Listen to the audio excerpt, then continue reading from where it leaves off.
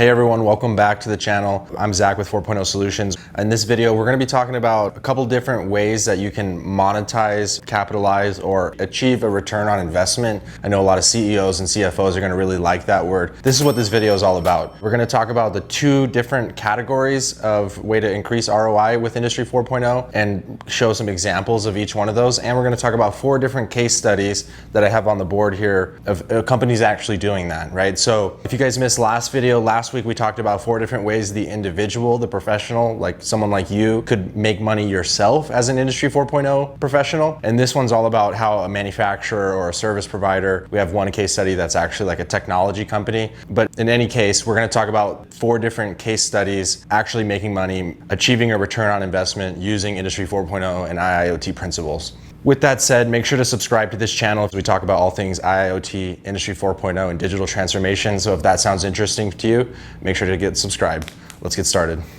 This video was sponsored by HiveMQ. Use the link in the description to get started building your MQTT broker and connect up to 100 devices absolutely free. Now let's get into the video.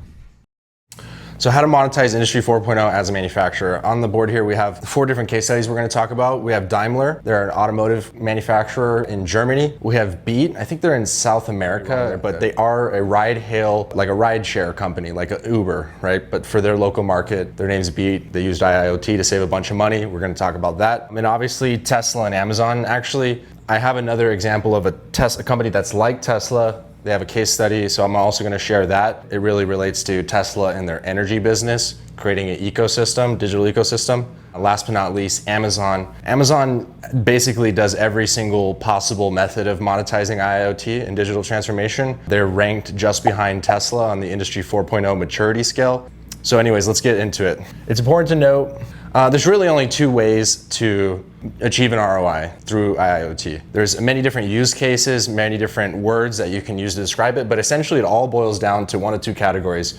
You're either reducing costs, you're driving down costs, or you're increasing revenue.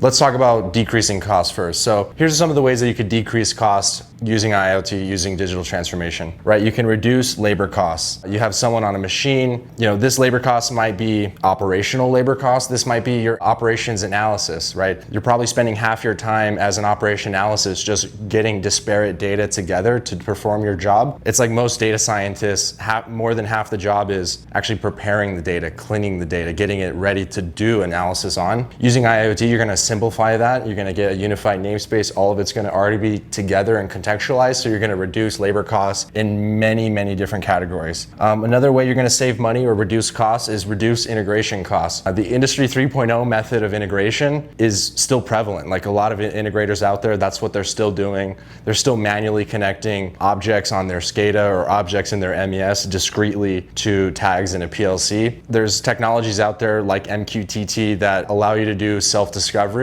Edge driven, the device lets the server know, hey, I've got these tags. OEMs are starting to put information models on the edge and they're publishing all of their information to a unified namespace. So that way the tags just simply show up. You have a self-aware system. Integration costs can be cut down by like 90%. So here's a couple other ones. Reduce inventory costs. This one really ties into the Amazon case study we're going to talk about in a little bit, but you got a bunch of money wasting in inventory that you don't need. Elon Musk says we're always wrong some of the time, no matter who you are, right?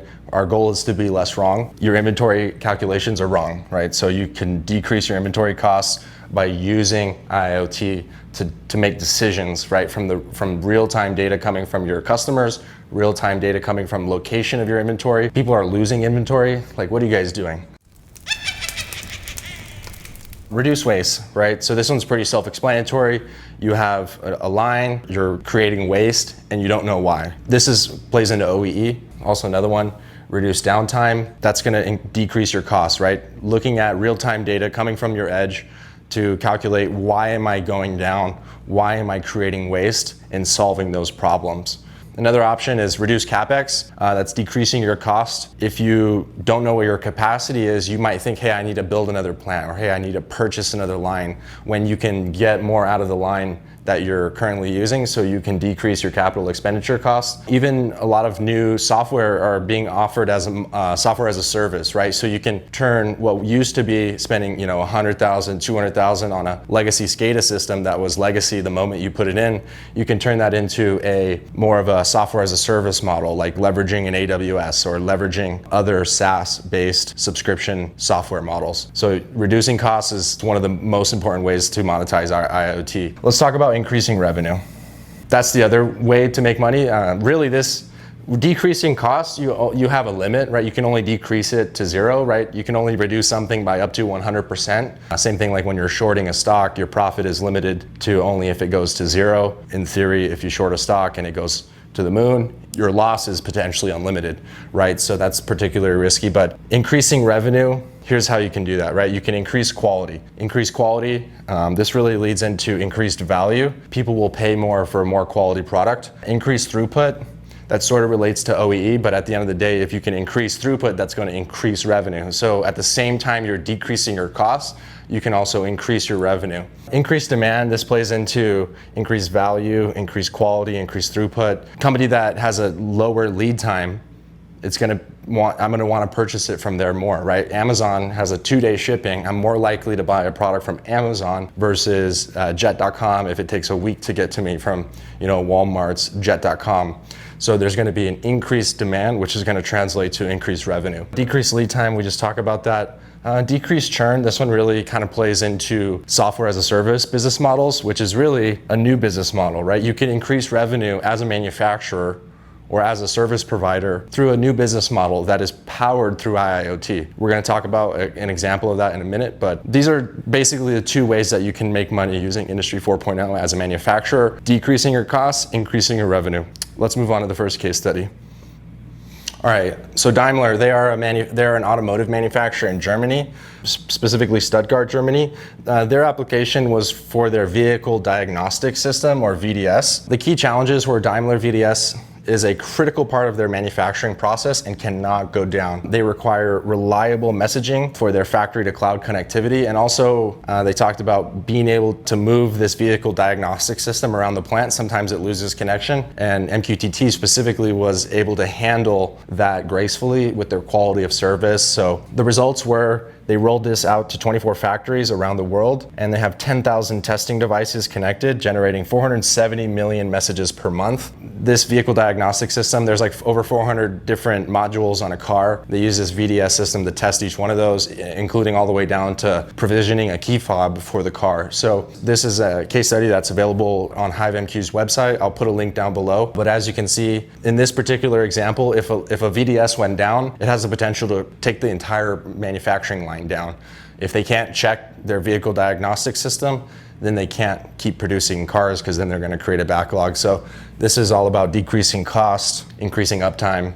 This one is, more on the cost saving side. So let's go over to the next one. All right, Beat. So Beat is a ride sharing company that is similar to Uber, but for South America. Latin America, Greece and Latin America. They're a ride hailing mobile application.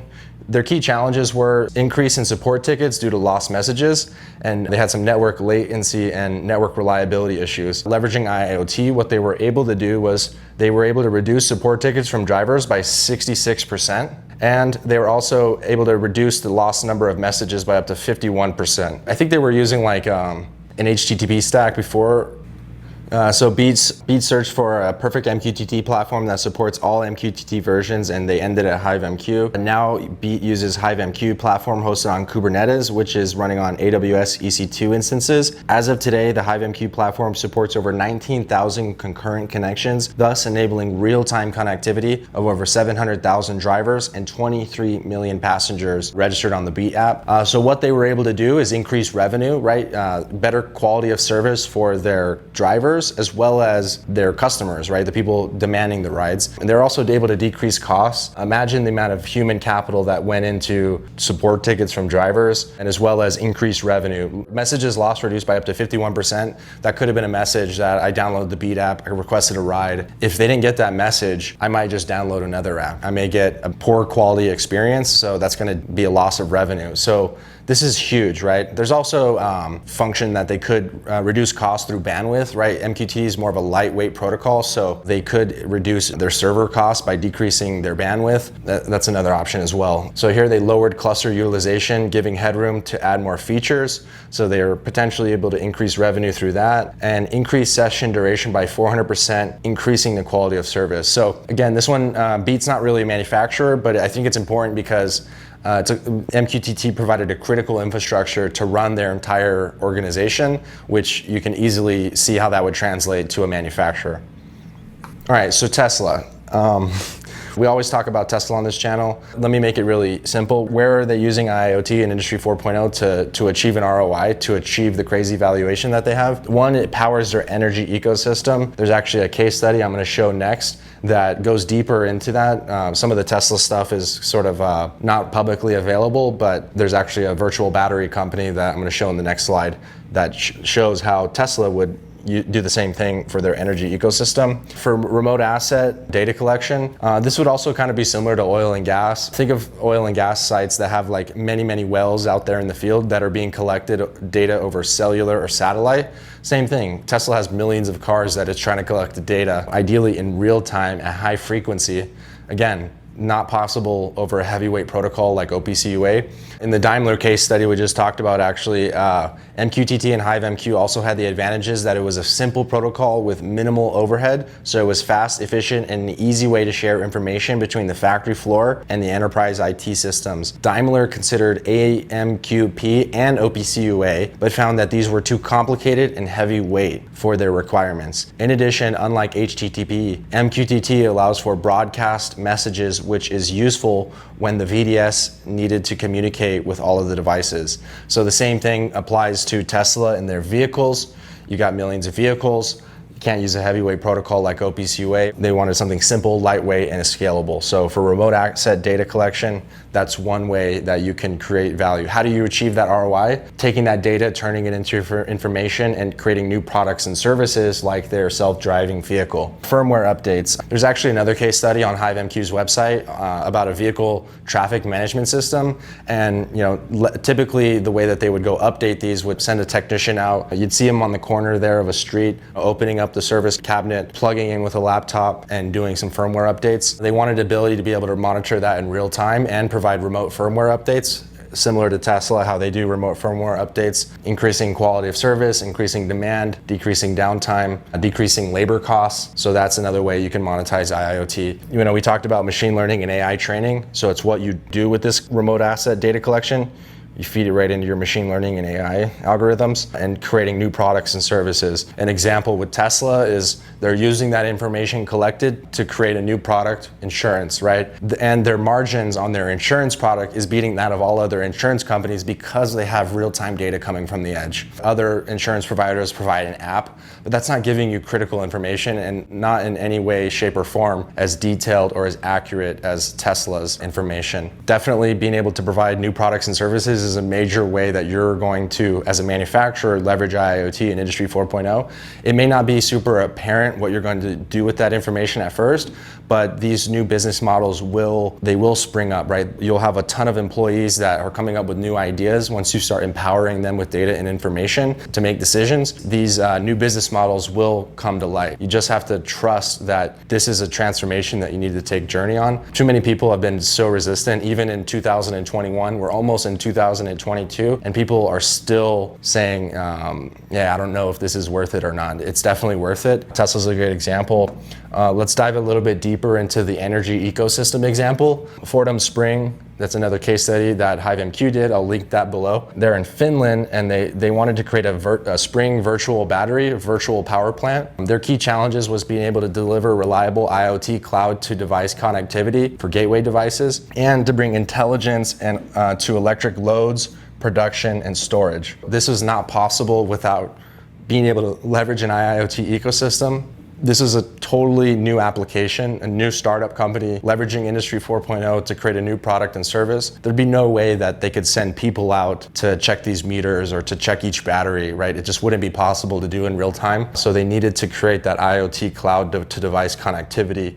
They did that using HiveMQ. Here are the results. The distribution system operators can use the virtual battery to balance smart electricity networks and reduce power outages. 3,000 residential and commercial customers contribute to the virtual battery, and they're growing a megawatt scale virtual battery that utilizes demand response with excellent response time. So that's a pretty cool example, and it really drives home the case of why Tesla and specifically their energy business is so valuable. Last but not least, Amazon. We talk about Amazon all the time. Here's a couple of examples. There's actually a really great video that talks about Amazon fulfillment centers and how they leverage Industry 4.0 principles, specifically in the AWS infrastructure and ecosystem. Ever wonder how Amazon gets your packages to you so quickly?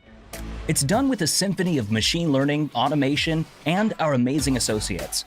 Things like automation and robotics. Believe it or not, people actually used to walk down long hallways and pickers would go to the physical location of the shelf to pick a product. Then so once they put in automated ground robots, they would go pick up the shelves and bring the shelf to the picker. So saving a bunch of time. They used to be able to only pick 60 to 100 parts per hour, and now they're able to pick, a single picker is able to pick 300 plus items per hour. So increasing the efficiency of your human capital, decreasing labor costs. Machine learning and artificial intelligence, they use that to increase their forecasting and ordering system of up to 400 million parts or products daily. Amazon's famous for being able to get your product to you in 2 days or less. How do they do that, right? They don't have every single product at every single distribution center, but they use machine learning and artificial intelligence in their Industry 4.0 infrastructure, their IIoT ecosystem, to be able to make prediction that drives down inventory costs and it drives up revenue, it drives up demand, right? We love shopping at Amazon because we can get anything to anyone in 2 days or less. So they do this through a combination of people, hardware, and software. You know, there's people talking about Industry 5.0 with the focus on people and sustainability. I'll tell you right now, sustainability drives back to revenue, right? Look at Tesla. Their mission is to save the planet, increase adoption of renewable energy and renewable transport. That translates back into increased demand, which translates back to increased profit. So on that first slide I showed you, everything boils back down to increased revenue or decreased costs, even sustainability and even things like people, hardware, and software. Some people call that Industry 5.0. I don't care what you call it. This is what we're talking about. Last but not least, their real-time inventory management system. Fun fact, they actually use their own AWS Neptune product. Neptune is a fully managed graph SQL database. It manages their entire inventory management system, so that's pretty cool. You know, that decreases cost, decreases CapEx, right? They don't need to build out a new app. They're just leveraging their own ecosystem to be able to deliver products to you cheaper, better, faster, right? So that's how you as a manufacturer can leverage Industry 4.0 and IoT to achieve an ROI. Remember, it's all about decreasing your costs, increasing your revenue. There's many different use cases, but it's important to just get started, build the right infrastructure, use an ecosystem like HiveMQ and their MQTT broker. Whether you use a HiveMQ broker or another broker, what matters is that you use a unified namespace and you use a technology-driven approach. You know what your digital strategy is, and you use that to decrease costs, increase revenue. That's what Industry 4.0 is all about. That's what we love teaching here on this channel. Thank you guys for watching this video. Take a look at this video here to learn more about how Amazon uses their ecosystem, or watch this video here, last week's video on how you, the individual, can make money using Industry 4.0 in 4 different ways. So thanks for watching. See you guys in the next one. Peace.